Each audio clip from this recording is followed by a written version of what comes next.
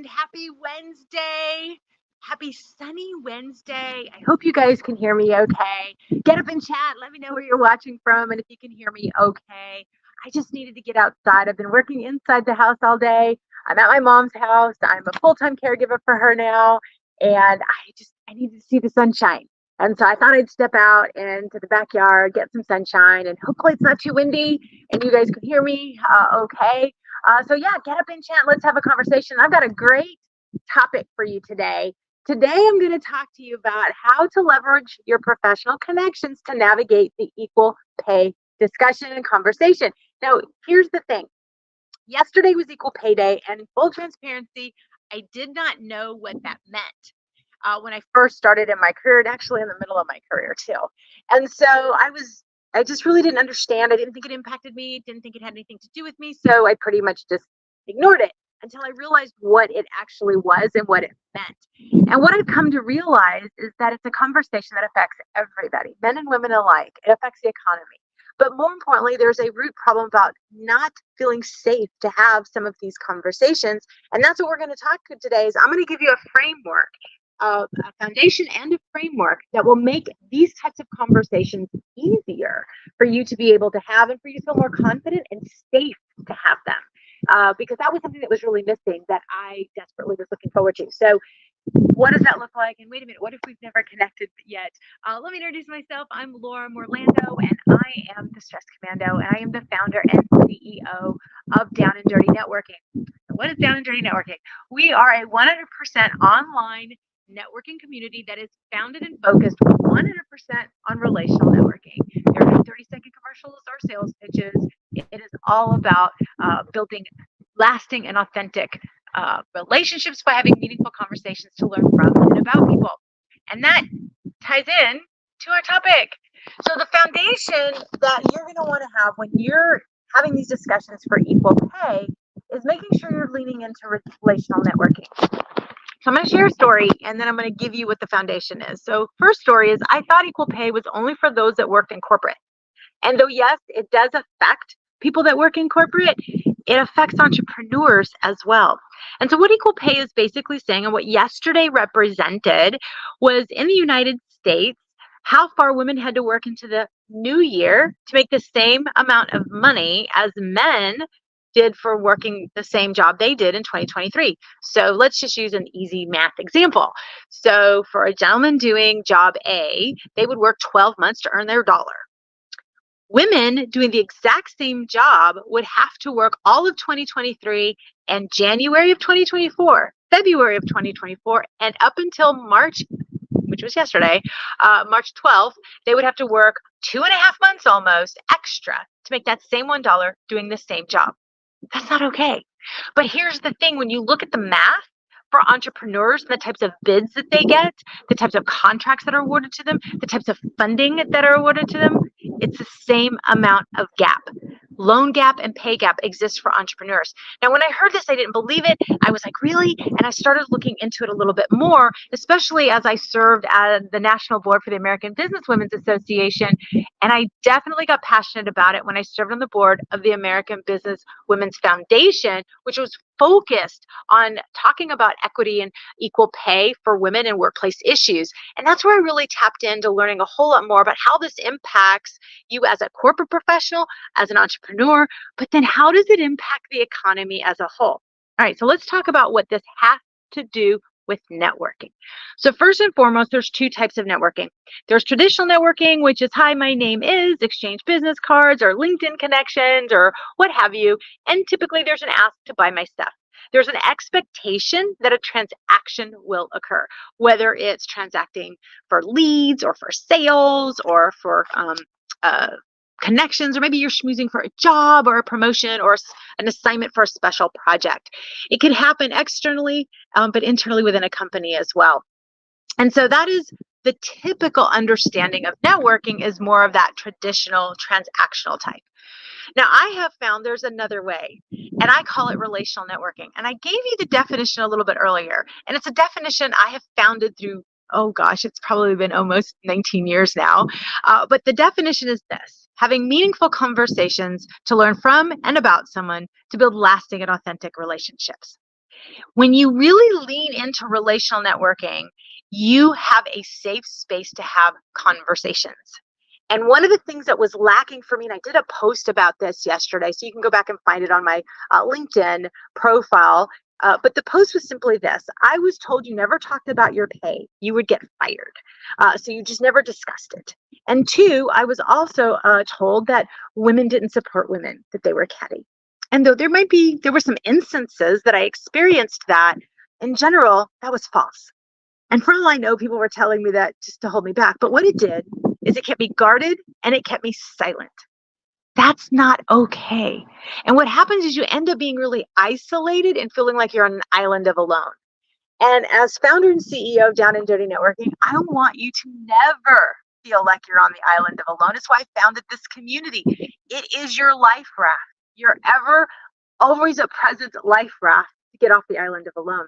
And so when you're either a new person working into the workspace or a new entrepreneur, or you're transitioning jobs, or you're up-leveling within a certain job and you're moving departments, or maybe you're transitioning from entrepreneur land, or you're up-leveling your business, whatever your situation is, whether you're retiring and finding a second act, it doesn't matter where you are, this impacts you. And one of the things that I learned by having these conversations is, one, it needed to be a safe space. I needed to feel safe. I didn't need to feel like, oh, someone was going to take my job, or someone was going to fire me, or someone was going to judge me. And so it's why I have really specific core values at Down and Dirty Networking, because it needs to be a safe space, because these conversations can be ever rewarding and rich. Earlier today, I was actually being interviewed, celebrating my good friend Inger for her 1-year anniversary of her Wonder Woman Wednesday radio show and podcast and LinkedIn live show that she does. And I was honored to be on the show. And the women were amazing, telling their definitions of what empowerment was.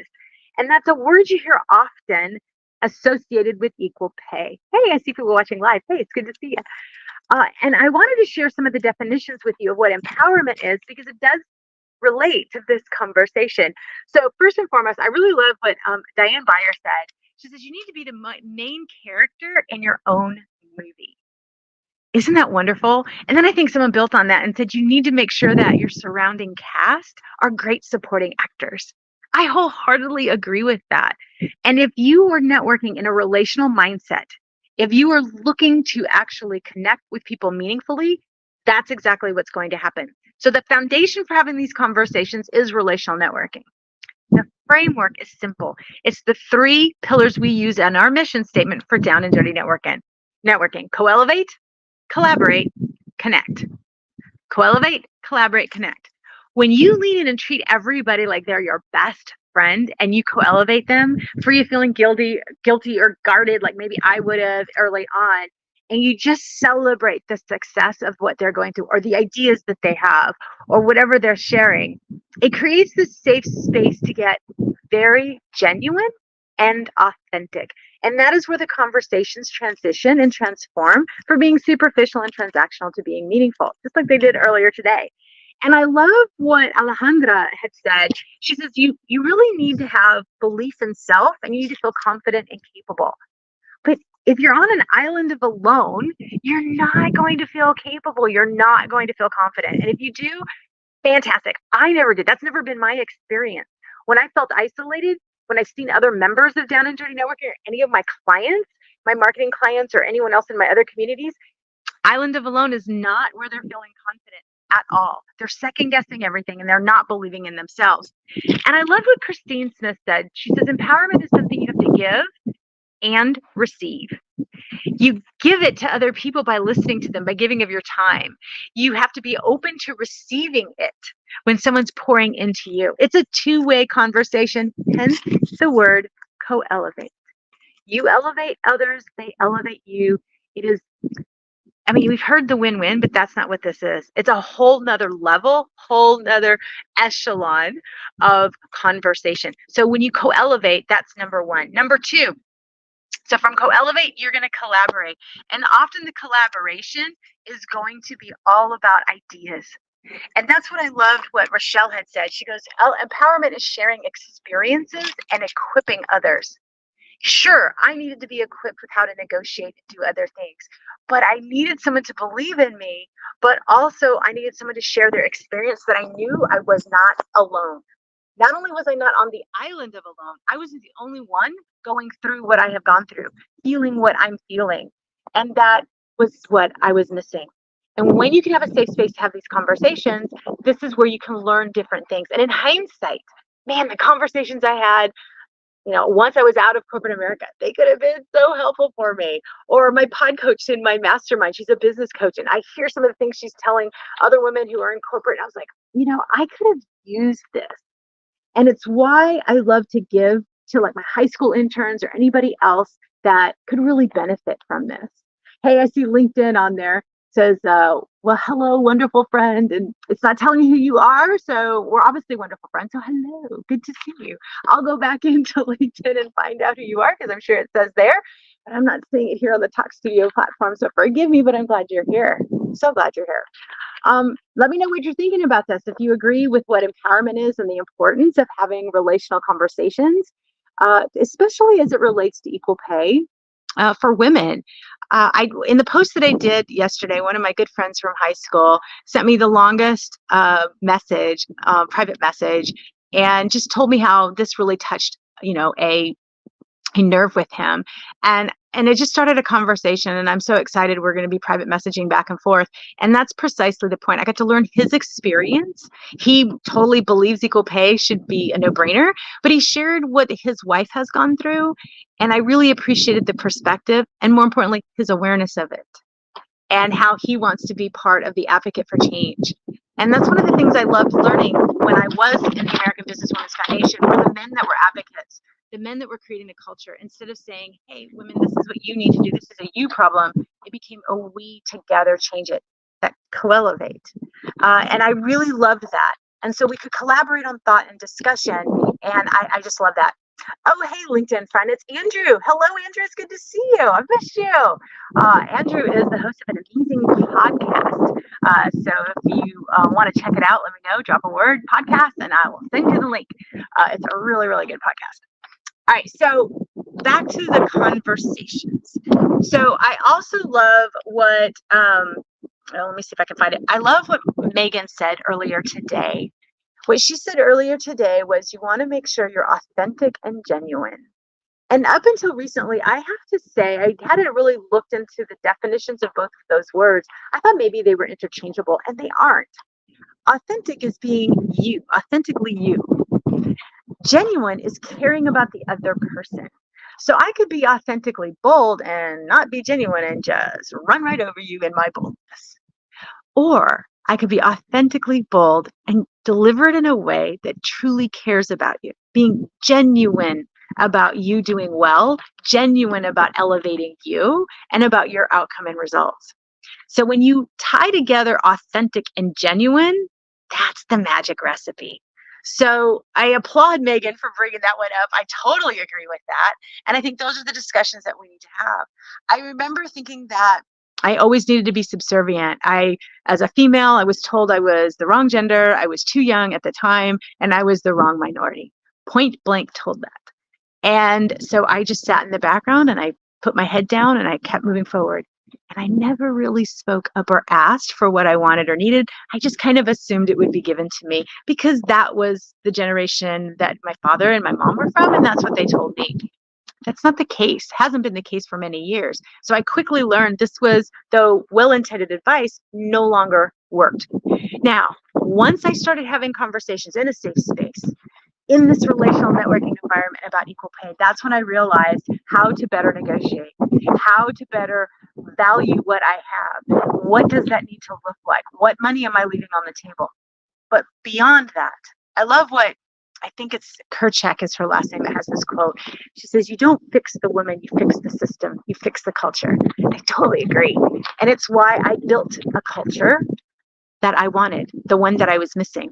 So if you want to foster conversations, drop me a DM, be more than happy to share all of my experiences and maybe connect you to a few folks that you might need to know that could help continue the conversation for you. Because you might be in an industry that I don't have familiarity with, but I might know someone who will. Like earlier today, they were talking about manufacturing. I come out of manufacturing and high tech. I come out of that retail sales space, so I do have a little bit of background on that. But I do have connections to people that are currently doing that and can give you more up-to-date information, despite the principles that I can give you as well. So drop me a DM, a private message, wherever you're watching this, on LinkedIn, YouTube, or Facebook, and let me see if I can connect you to someone who can help you. But what I would challenge you to do is lean into relational networking as the foundation, and then use the framework that we use here at Down and Dirty Networking to co-elevate, collaborate, and connect. Now, that last connect is intentional. It's intentional because when you truly co-elevate and collaborate with thought, idea, like you're treating everyone like they're your best friend, that is when the true connection occurs. When I sat in these conversations or served on the board and I'm learning from these women, how did they navigate certain situations and challenges that they had in their workplace, and how did they do it successfully? How did they overcome the negative emotions that they experienced? It was what ultimately made me feel deeply connected to them because we were so transparent, honest, and real. We were authentic and genuine. And that's why here at Down and Dirty Networking, we go in that order: co-elevate, collaborate, connect. So to navigate the equal pay discussion, I want you to open up the conversation with people. Men need to be a part of this conversation. One of the best conversations I had on this topic was an interview I did when I was on the American Businesswomen's Foundation board with a gentleman who was known for promoting the most women in his division. And it was fantastic to talk to him. And he did not treat anybody any different, but he did give some great perspectives on how you take feedback, how you ask for help, how you move forward. And anyone that gravitated towards that, he helped them. And the people that gravitated towards it were women. And that's why he had, in his division, promoted the most women in the company that he worked for. And I thoroughly enjoyed connecting with him. And I learned a ton. In just prepping for the interview, I think I took 6 pages of notes. It was fantastic. And I'm happy to still be connected with him today. So you just never know where your next great conversation is going to come from. I didn't need anything at the time, or I didn't think I needed anything when I was interviewing Terry. And in the conversation, I got so much gold that has actually helped me today. Sitting in the mastermind that I've been in, I had no idea I would need to have the wherewithal to have these conversations to be able to know how to negotiate things, set pricing, and value my work. But more importantly, transfer that to other conversations to you, like today, or my conversation earlier with the interview that I had earlier today, or to the conversations I have with those in my sphere of influence. So I know it kind of seems like we went around, but that is the power of relational networking. When you lead in to have conversations, no transactions, treat everyone like your best friend, to co-elevate, collaborate, and connect. So the foundation is relational networking. The framework are those 3 C's: co-elevate, collaborate, and connect. All right, drop a comment. Let me know what you thought about this, or drop me a DM if you'd like to have a more private conversation about this. That's the point about this. And everyone, make sure you connect with Andrew, who has chimed in here on LinkedIn. He's good people to know. Andrew, thanks for watching. Thanks for being here, my friend. It's so good to see you. Miss you. I totally miss you.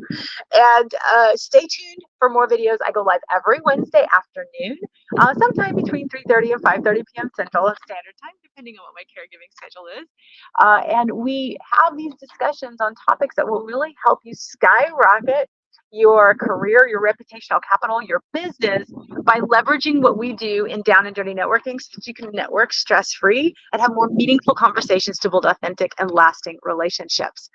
Okay, give me a thumbs up. Let me know in comments if this was helpful. Tag a friend, and stay tuned again every Wednesday for Networking Know-How. And check out our newsletter, Networking Boost, on our LinkedIn and Facebook pages for Down and Dirty Networking. That goes live twice a month. And we have various tips that you can see on our LinkedIn and Facebook pages.